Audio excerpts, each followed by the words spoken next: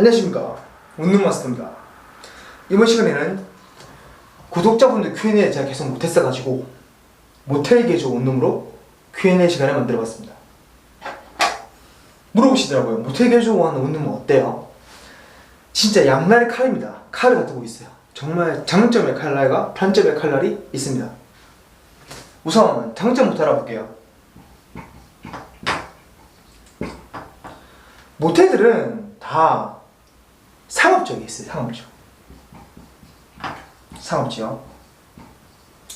위치가 좋다는 말입니다. 위치가 당연히 상업지역이 지하철역 인근으로 해서 잘 이렇게 있잖아요. 근처만. 상업적이기 때문에 위치가 좋고, 현재 영업을 하지 않는 모텔일지라도 과거에 이제 모텔 숙박업을 했고 지금은 숙박업이 안 되고 건물이 노후화되고 사람이 안 오니까 원룸으로 개조했지만 일반 원룸보다는 상대적으로 위치가 좋습니다. 상업지역의 특히 장점이 용적률, 건물의 높이 올릴 수 있다 보니까 신축 시 혜택이 많아요. 신축 시 기계식 주차장을 놓고 방을 한 30개 이상도 빼버립니다. 엄청나죠? 요새 방 하나에 1억씩 하죠. 1억 이상. 이 위치에 신축을 하면 30억 이상 되는 건물이 탄생하는 거죠. 그러면 끝나는 거죠. 그리고 수익률이 좋아요. 수익률이 왜 좋냐면 방이 많아요. 2층짜리 모텔 개조 원룸도 방이 15개 이상 되고요. 한 20개 이상 방 되는 데가 굉장히 많습니다.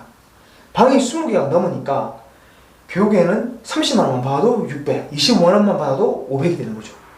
수익률이 높아요. 그리고 수익률이 높다는 말은 매수가가 저렴합니다. 왜 저렴하겠습니까?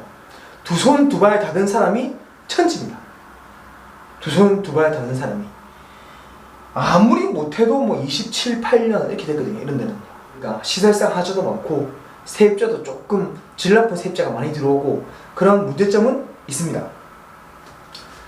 굉장히 많죠. 근데 제가 이거를 사고 싶은 이유는요, 왜 그렇게 했습니까? 이거는 부수적인 부분들이고요. 가장 큰 부분이 뭐냐면 소형 아파트 건축입니다. 물론 본인이 땅을 사서 디벨로핑 개발하면 되겠지만 이제는 부동산 건물 짓는 게 정말 보통이 아니거든요. 그래서 소형 아파트를 당연히 우리 개개인들이 지을 수는 없는 분이 많을 테고요. 업자한테 파는 거죠. 소형 아파트를 지금 부산 시내에 엄청나게 짓고 있거든요.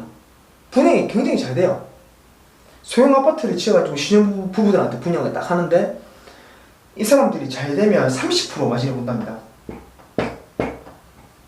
죽여주죠.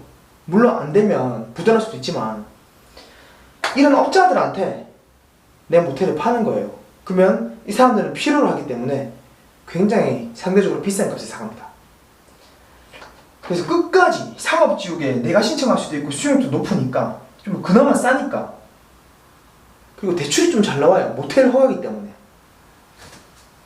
여기 적을까요? 대출 좋다. 모텔 허가니까. 장점들이 기본적으로 한 5개 있는데 여기다가 소형 아파트 업자한테 팔릴 때까지 버티다가 팔아버린다. 도저히 안 되면 내가 신축을 한다. 어떻습니까? 어떻게든 좀 더 싸게 사가지고 도저히 이것도 안 되면 다른 사람한테 조금만 남기고 넘긴다. 이런 식의 투자 방향이 가능합니다. 모텔 개조 원룸에 대해서 이런 식으로 투자 방향을 설정하는 사람이 있을 겁니다. 제가 생각을 굉장히 많이 하거든요. 알아보고. 근데 저는 이런 데서 장점을 찾았습니다. 그러면 장점만 있겠습니까? 진짜 단점 많죠. 단점을 한번 알아보겠습니다. 단점이 뭐냐? 단점도 굉장히 많아요. 시설 유지 보수가 어렵다. 시설 유지 보수. 말씀드린 것처럼 뭐 27, 8년, 30년, 40년씩 됐기 때문에 거의 뭐 시한폭탄이라고 보면 됩니다. 특히 누수. 제가 이거를 말씀드리는 게 제 주변에 갖고 계신 분도 많고요. 본 건물도 많고요. 거의 뭐 나이 드신 분들이 이런 거 사면은 두 손 두 발 다 드는 거죠. 업자한테 맡겨갖고 수익이 좋다길래 샀는데 진짜 딱 자기가 샀던 가격만 받고 파신 분들 많이 봤습니다. 누수가 생기면 거의 죽는다. 그 다음에 이게 불법 건축물이에요.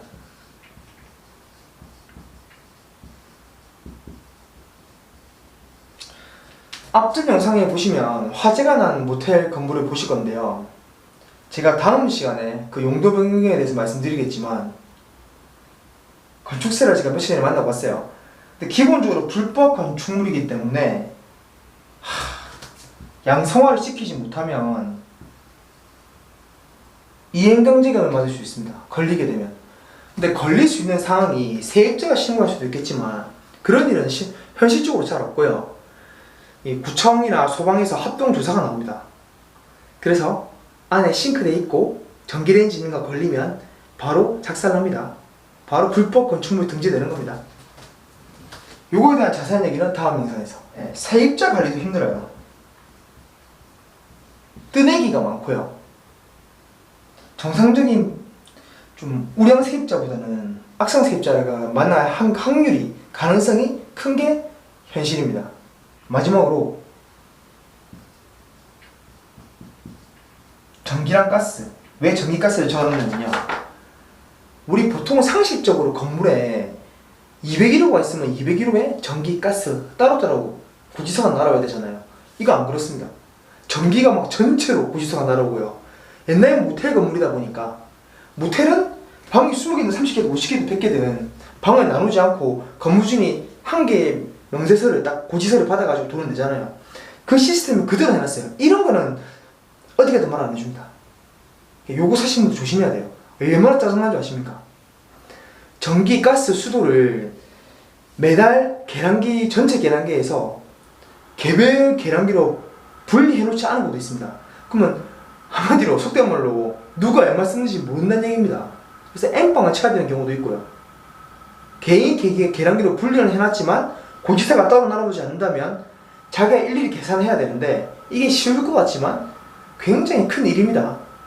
막상 원룸 관리하시다 보면 이게 큰일이 되거든요. 정말 세세한 부분까지 짚어드렸습니다. 이런 문제들이 있고요. 양날의 칼로서 장단점이 극명하지만 저라면, 제가 지금 자금이 있다면 저는 살 겁니다. 어느 정도 관리할 능력이 있고 내 수익에서 누수가 발생하거나 악성 세입자를 만났을 때 들어가는 비용을 제한하면 됩니다. 왜냐? 수익률이 높잖아요. 아까 말씀드린 것처럼 높은 수익률이기 때문에. 그리고 은근 투자 금액이 적게 들어요. 대출을 많이 받을 수 있거든요. 모텔 허가이기 때문에 숙박업으로 등록이 되어 있습니다. 그래서 현실적으로 임대소득세도 내지 않아요. 하지만 걸리면 이제 양상을 해라 뭐 이런 말이 나오겠죠. 이상으로 제가 완벽 정리를 해드렸습니다. 뭐 추가적으로 궁금한 거 있으시면 질문해 주시고요. 경험이 있는 분들이라면 싸게 매수하셔가지고 좀 인근에 소형 아파트 많이 짓는다 이러면 그런 업자들한테 매도하거나 또 신축하는 방향으로 가는 것도 괜찮을 것 같습니다. 하지만 처음 하시는 분들이라면 하지 마세요. 진짜 두 번 다시 원룸 안 산다 얘기 나올 겁니다. 원룸에 관한 컨설팅 보시다시피 기똥차게 알죠? 이런 모텔 좀 누가 알겠습니까? 부동산 가보세요. 아는가? 집부터 모릅니다. 이런 거 압니까 쟤네들이? 아는 사람 극소수입니다. 진짜. 컨설팅 그리고 원룸에 설치하는 인터넷 비싸게 쓰시는 분들 연락 주십시오. CCTV도 답답한 게 막 KT, SK 이런데 한 대당 한 달에 만원 뭐 이렇게 해갖고 1년에 100만원씩 주시고 하시는데 그런 것도 싸게 설치하는 게 다 제가 도와드릴 수 있고요. 건물의 화재 보험 등등 원룸에 관한 모든 게 올인원으로 상담이 가능하니까 원마일 카톡으로 연락 주시면 되겠습니다. 네, 항상 실전 지향 부동산 채널 원룸마스터였습니다. 감사합니다.